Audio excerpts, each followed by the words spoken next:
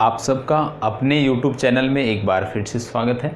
आज सर्वप्रथम आप सबका बहुत बहुत आभार है कि आप सब ने 1000 सब्सक्राइबर हमारे साथ साथ आप सब ने भी मेहनत किया, तब जाके हमारे 1000 सब्सक्राइबर पूरे हुए हैं। इसके लिए आप सभी का तहे दिल से आभार और उम्मीद करता हूँ इसी तरह से आप हमेशा सहयोग करते रहेंगे और आज 1000 हैं, कल 10,000 भी हमारा पूरा होगा। तो इसी तरह से हमें अपने टारगेट को लेके चलना है। जल्द से जल्द एक बड़े प्लेटफॉर्म के रूप में अपने चैनल को स्थापित करना है। इन्हीं के क्रम में और जो हमारी पढ़ाई है, जो हमारे कार्यक्रम चलते रहते हैं, जैसे टू द पॉइंट कार्यक्रम हुआ, करंट अफेयर्स प्रोग्राम हुआ, इसको आप ज़्यादा से ज़्यादा लोगों तक पहुंचाने का कार्य किया करें, ज़्यादा से ज़्यादा लोगों को पहुंचाने का प्रयास किया करें। आप सबके पास व्हाट्सएप ग्रुप होंगे, फेसबुक ग्रुप होंगे, तो आपको कुछ भी नहीं करना है, सिर्फ अपने व्हाट्सएप ग्रुप या फेसबुक ग्रुप में जो भी लिंक होती है उसको शेयर कर दिया करें। तो निश्चित रूप से जल्द, बहुत जल्द ही इसी वर्ष ही हमारा प्लेटफॉर्म जो है, हमारा जो चैनल है, एक बड़े प्लेटफॉर्म के रूप में स्थापित हो सकेगा। तो एक बार फिर से आप सबका बहुत बहुत आभार। आज हम अपने टू द पॉइंट कार्यक्रम के अंतर्गत जिस मुद्दे की चर्चा करने वाले हैं, सबसे महत्वपूर्ण मुद्दा है। वर्तमान समय में आप जान रहे होंगे कि भारत और चाइना के मध्य विवाद भी चल रहा है और अभी हाल ही में हमारे 20 से ज़्यादा सैनिक, हमारे 20 से ज़्यादा जवान शहीद हुए हैं आपसी संघर्ष में, भारत और चीन के साथ जो भी हुआ था। तो चीन इतना एग्रेसिव क्यों है, वर्तमान समय में उसकी विदेश नीति क्या है, इसको समझने का हम प्रयास करते हैं। तो उसके लिए मैंने एक प्रोफार्मा बनाया है, अपनी तरफ से बेहतर प्रयास किया है। अब ये आप सब बताएंगे वीडियो के अंत में कि आप सबको कैसा लगा, चीज़ें समझ में आई या नहीं। तो भारत और चीन के मध्य किस क्षेत्र में यह विवाद चल रहा है, यह आप सबने बहुत पढ़ा होगा, समाचार पत्रों में देखा होगा। आज हम उसके अतिरिक्त देखते हैं कुछ अन्य चीज़ों को जो आपकी परीक्षा के लिए महत्वपूर्ण हैं, और यदि आप परीक्षा से नहीं भी जुड़े हुए हैं तो भी, यदि आप भारत देश के नागरिक हैं तो भी आपको इसका जानना जरूरी है। सबसे पहले आपको समझना पड़ेगा कि इस समय, वर्तमान समय में, मौजूदा परिदृश्य में, विशेषकर कोविड-19 के बाद, कोविड-19 का जब प्रारंभ हुआ, ये लगभग जनवरी माह के प्रारंभ से हुआ है, लगभग दिसंबर जनवरी से चीन में मामले सामने आने लगे थे। तो जब कोविड-19 का ये पहला चरण प्रारंभ हुआ, उसके बाद से चीन कितना एग्रेसिव हो गया, इसको आइए समझने का प्रयास करते हैं। यदि हम पिछले एक सप्ताह की बात करें, तो समाचार पत्रों में सुनने में आया, देखने में आया, क्या आया कि चाइना के जो जेट प्लेन हैं, जो चाइना के लड़ाकू हवाई जहाज हैं, उन्होंने ताइवान की सीमा को एक सप्ताह के अंदर 3 बार जो है ताइवान की सीमा का अतिक्रमण किया। मतलब चीन इतना एग्रेसिव है अपने पड़ोसियों के साथ कि वह एक प्रकार से अतिक्रमण के चक्कर में बार बार कहीं पे जो है हमारी लैंड बॉर्डर को जो है क्रॉस कर रहा है, कहीं पे एयर बॉर्डर को क्रॉस कर रहा है, कहीं पे जलीय सीमा को क्रॉस कर रहा है, ऐसा आपको देखने को मिलेगा। तो ताइवान के केस में आपको देखने को मिलेगा कि पिछले एक सप्ताह में 3 बार चीनी वायुसेना ने ताइवान के बॉर्डर का अतिक्रमण किया। दूसरा आपको देखने को मिलेगा, आप जानते हैं, एक चीज और जानते हैं कि चीन क्या चाहता है। चीन चाहता है कि जो ताइवान है उसकी सीमा का पुनः निर्धारण किया जाए।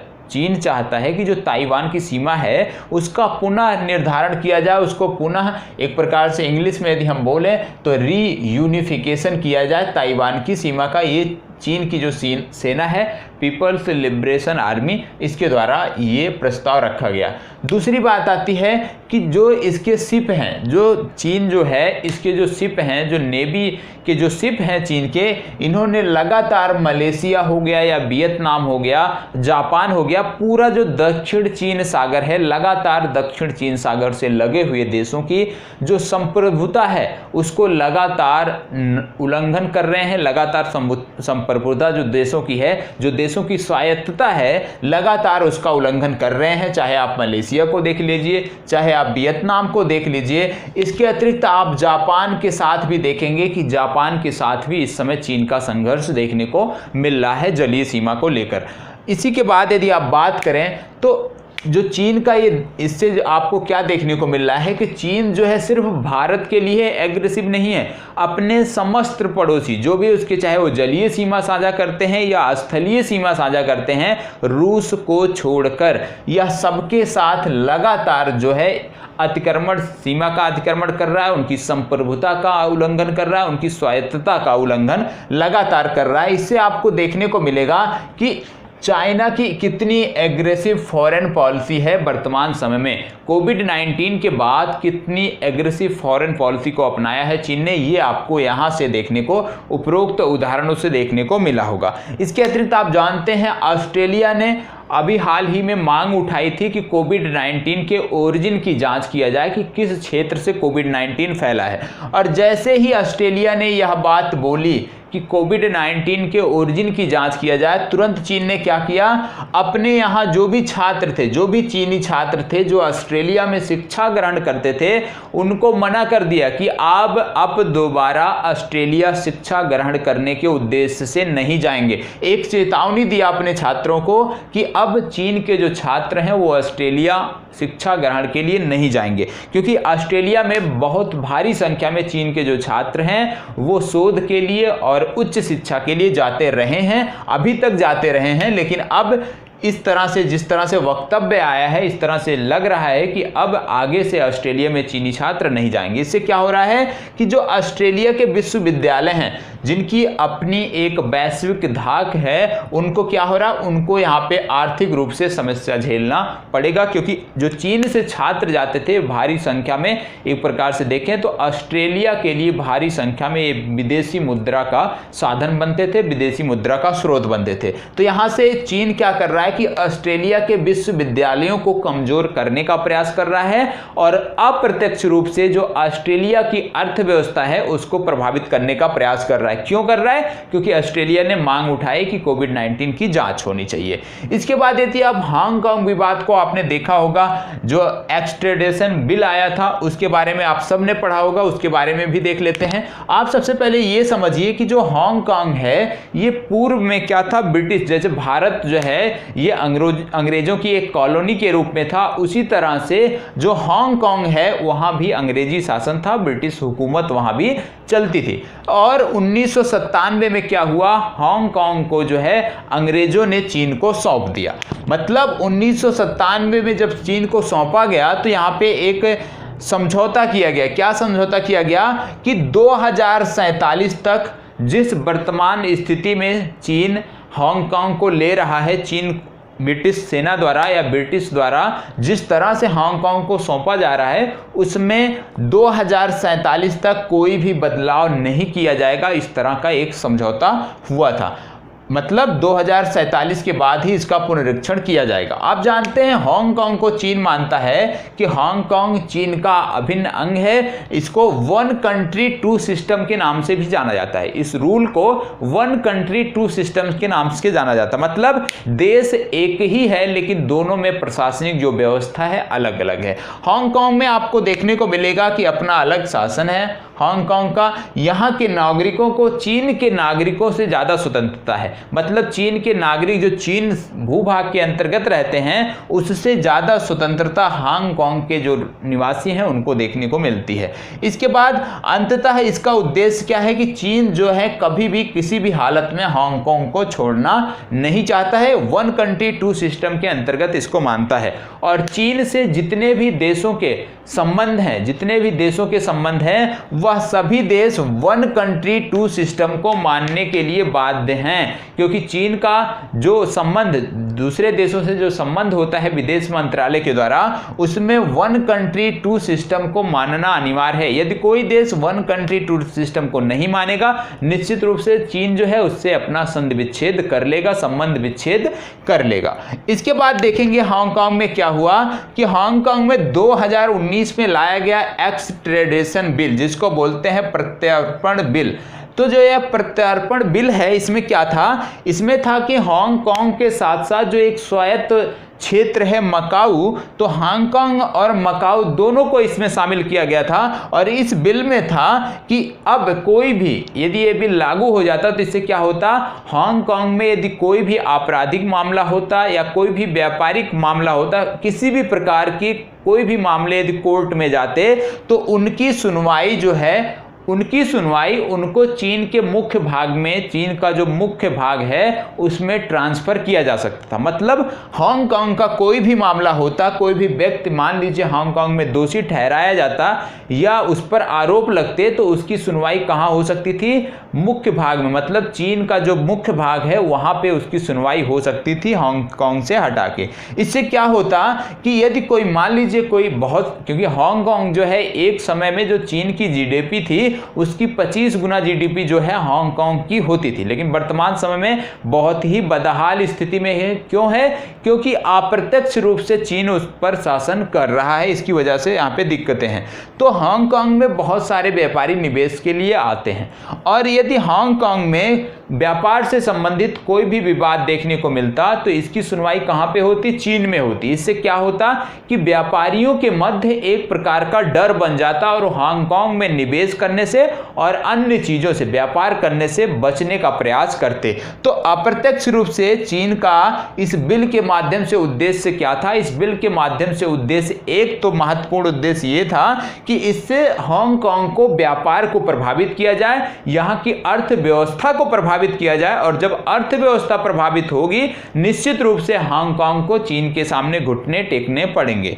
दूसरी महत्वपूर्ण बात क्या थी इस बिल के, जो अप्रत्यक्ष रूप से था कि चीन क्या सोचता था, चीन सोचता था कि जो भी, क्योंकि आप जानते हैं हांगकांग में जब प्रोटेस्ट होता है लाखों की संख्या में लोग सड़कों पर उमड़ते हैं, तो कुछ लोग ऐसे भी होंगे जो उसका नेतृत्व करते होंगे, ऐसे विद्रोहों का नेतृत्व करने वाले लोग भी हजारों की संख्या में होंगे।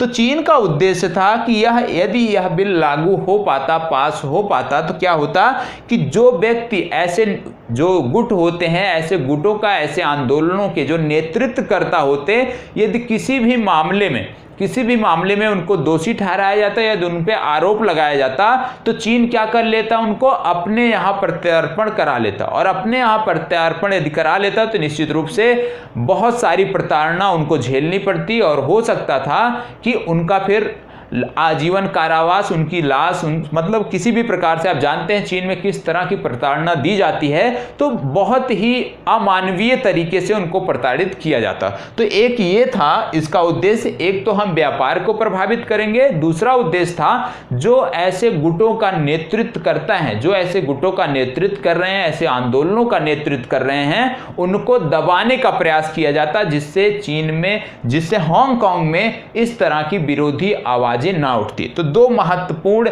उसके लक्ष्य थे, उद्देश्य थे चीन के, लेकिन वो अभी तक पूरे नहीं हो पाए हैं क्योंकि इस बिल को मान्यता नहीं दी गई है, चीन को वापस लेना पड़ा।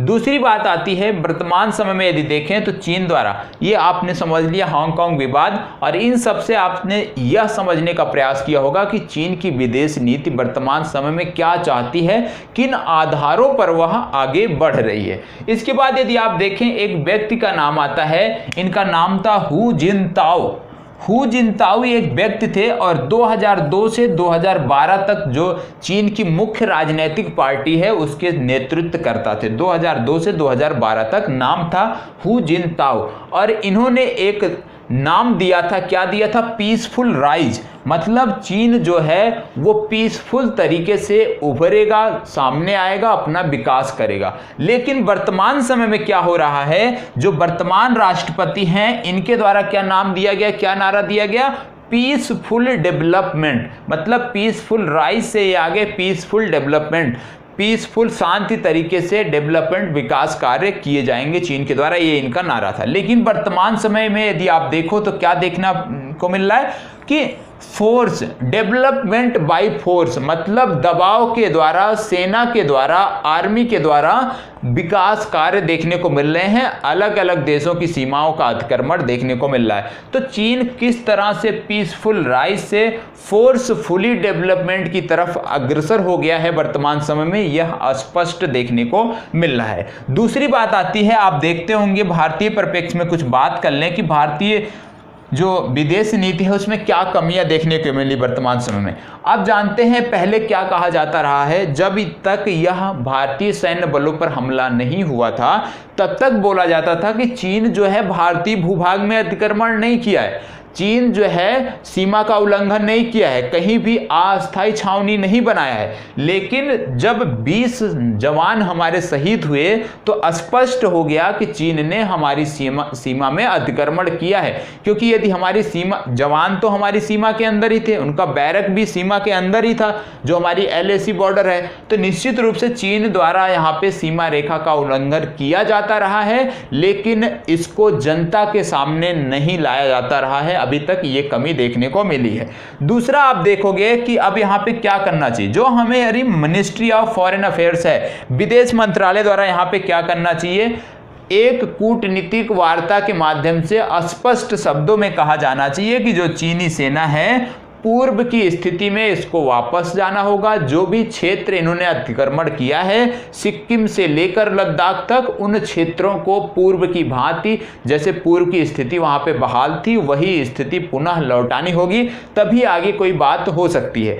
तीसरी महत्वपूर्ण बात है कि यहाँ पे भारतीय सरकार द्वारा, इंडियन गवर्नमेंट द्वारा प्रत्यक्ष रूप से सामने आकर भारतीय जनता, भारतीय जनमानस के समक्ष अपील भी करनी चाहिए कि आप किस तरह से चीन को, एक तरफ तो सेना लड़ रही है, राजनीतिक जो है हमारे जो शीर्ष नेतृत्व करता है वो कूटनीति के माध्यम से लड़ रहे हैं, लेकिन भारतीय नागरिक किस प्रकार से योगदान दे सकते हैं इसके लिए भी आके बोलना चाहिए। और निश्चित रूप से भारतीय प्रधानमंत्री की बातों को सब इतना गौर से सुनते हैं, मानते हैं, अनुसरण करते हैं, तो इसका प्रभाव जरूर देखने को मिलता है। क्या हो सकता है कि किस तरह से जो अनावश्यक रूप से, जो जरूरी है उनकी बात नहीं हो रही है, जो अनावश्यक रूप से हम चीनी सामानों को अपने घरों में, अपने आसपास सहेज के रखते हैं, आवश्यकता है कि हम चीनी सामानों का बाइकाट करें। लेकिन कुछ चीज़ें ऐसी हैं जैसे फार्मास्यूटिकल्स इंग्रेडिएंट देख लें, एक्टिव फार्मास्यूटिकल इंग्रेडिएंट्स, निश्चित रूप से चीन ही एकमात्र मुख्य जो है उसका उत्पादन करता है, सप्लायर है, तो वहाँ तो हमें चीन के पास जाना ही होगा। लेकिन जिन विकल्पों में हमें उपलब्ध है ये चीज़ कि हम अन्य देशों की तरफ भी रुख कर सकते हैं, निश्चित रूप से भारत सरकार को, जनता को भी बताना चाहिए कि आप इन चीज़ों में, इन विकल्पों की तरफ अपना रुख कर सकते हैं। और यदि भारतीय जनता के स्तर पर दबाव बनाया जाता है, प्रेशर ग्रुप का कार्य करती है ये, तो निश्चित रूप से आने वाले समय में देखने को मिलेगा चीन हूबहू जो पहले स्थिति थी वही उसको वापस लौटानी पड़ेगी। क्योंकि ऐसा नहीं है कि चीन का समस्त व्यापार भारत के ही साथ है, लेकिन बहुतायत मात्रा में जो व्यापार है वो भारत के ही साथ है। और आने वाले वर्षों में उम्मीद भी जताई जा रही है कि भारत और चीन का जो द्विपक्षीय व्यापार होगा वो बढ़ेगा। निश्चित रूप से चीन का, एक प्रकार से देखें तो चीन का व्यापार, भारत में चीन का निर्यात बढ़ेगा, तो चीन पे जो भारतीय जनमानस है, भारतीय जनता है, दबाव के रूप में कार्य कर सकती है। तो करना भी चाहिए और इसके लिए भारत सरकार को सामने आके, फ्रंट पे आके इसको लोगों को बताना चाहिए और सही जानकारी लोगों को देना चाहिए। दूसरी बात आपको बता दूं कि जो चीन है, जब से चीन द्वारा तिब्बत का अतिक्रमण किया गया, तिब्बत को अपने अधीन लिया गया, उसी के बाद से चीन क्या मानता है, तिब्बत को अपना दाहिना हाथ मानता है। और उसकी अंगुलियों के रूप में चीन लद्दाख, सिक्किम, नेपाल, भूटान और नेफा, जिसको आप बोलते हैं नॉर्थ ईस्ट फ्रंटियर एजेंसी या अरुणाचल प्रदेश का जो भूभाग है, इनको मानता। मतलब चीन की जो निगाहें हैं, जब से चीन ने तिब्बत का अतिक्रमण किया है, तिब्बत को अपने कब्जे में लिया है, उसके बाद से चीन की जो निगाहें वो लद्दाख, सिक्किम, नेपाल, भूटान और अरुणाचल प्रदेश, इन क्षेत्रों पर बनी हुई है। और किसी भी परिस्थिति में वह इन क्षेत्रों को छोड़ना नहीं चाहता है, इन क्षेत्रों पर अतिक्रमण करना चाहता है। और वह मानता है कि ये जो सारे क्षेत्र हैं ये कहीं ना कहीं तिब्बत से जुड़े हुए हैं, चीन से जुड़ाव रखते रहे हैं, इसलिए वह, उसकी जो नज़रें हैं वो लद्दाख, सिक्किम, भारत की ये दो महत्वपूर्ण भूभाग हैं। इसके अतिरिक्त अरुणाचल प्रदेश है जहाँ पे आपको अक्सर भी बात देखने को मिलता होगा। तो इन सब क्षेत्रों पर चीन की निगाहें, इसके लिए निश्चित निश्चित रूप से भारत सरकार को कड़े कदमों के उठाए जाने की आवश्यकता है। तो एक प्रकार से चीन की विदेश नीति वर्तमान समय में क्या चल रही है, चीन वर्तमान समय में क्या चाहता है, पूरे विश्व में किस तरह से चीन अतिक्रमण कर रहा है विश्व के अनेक देशों में, विशेषकर हम दक्षिण एशिया में देखें तो जहां पे वियतनाम आप देखते होंगे, सिंगापुर देखते होंगे, फिलीपींस देखते होंगे, जापान देख रहे हैं, इसके अतिरिक्त दक्षिण कोरिया देख रहे हैं। तो बहुत सारे ऐसे देश हैं जिन पे चीन जो है लगातार दबाव बना रहा है, अतिक्रमण कर रहा है। और एक चीज आपने ये भी देखा होगा कि अंतर्राष्ट्रीय न्यायालय के जो भी आदेश होते हैं उसको चीन मानता नहीं है। ये भी एक प्रकार से देखा जाए तो उचित नहीं है और इसको यूनाइटेड नेशन में उठाया जाना चाहिए। लेकिन समस्या क्या है कि यूनाइटेड नेशन में P5 मेंबर में चीन भी एक अहम सदस्य है और जब भी उसके खिलाफ कोई कार्रवाई होती है वीटो के माध्यम से उसको जो है निरस्त कर देता है। तो जो वीटो दिया गया है निश्चित रूप से अब समझ में लोगों को आने लगा, देशों को आने लगा कि इस वीटो का किस प्रकार से सबसे ज़्यादा दुरुपयोग चीन द्वारा किया जा रहा है। तो अपनी तरफ से पूरा प्रयास किया है इस मुद्दे को समझाने का। यदि अच्छा लगा हो तो प्लीज़ लाइक, शेयर और कमेंट अवश्य करें। धन्यवाद।